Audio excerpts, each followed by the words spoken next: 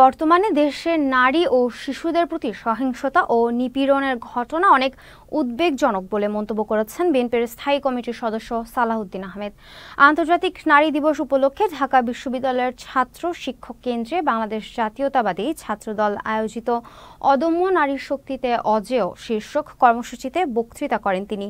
সালাহউদ্দিন আহমেদ বলেন, বর্তমানে দেশে নারী ও শিশুদের প্রতি যেভাবে সহিংসতা ও নিপীড়ন বাড়ছে তা অনেক উদ্বেগজনক। সরকারকে অবশ্যই এসব কর্মকাণ্ড কঠোর হাতে দমন করতে হবে, নয়তো দেশের ভাবমূর্তি দেশ বিদেশে ক্ষুণ্ণ হবে।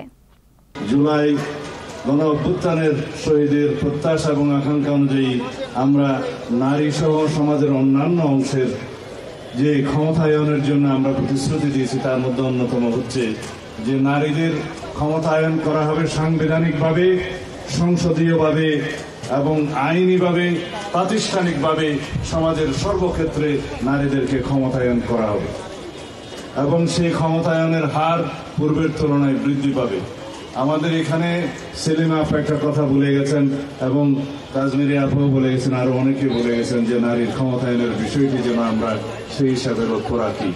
আমরা সাংবিধানিক সংস্কার কমিশনের মধ্যে আমরা আমাদের যে প্রস্তাব দিয়েছি এবং অন্যান্য দলও দিয়েছে, আশা করি আমরা সংসদে নারীদের সংখ্যা বৃদ্ধির মাধ্যমে তাদের একটি সংসদীয় নারীর ক্ষমতায়নের দিকে আমরা আরো বেশি ভূমিকা রাখব।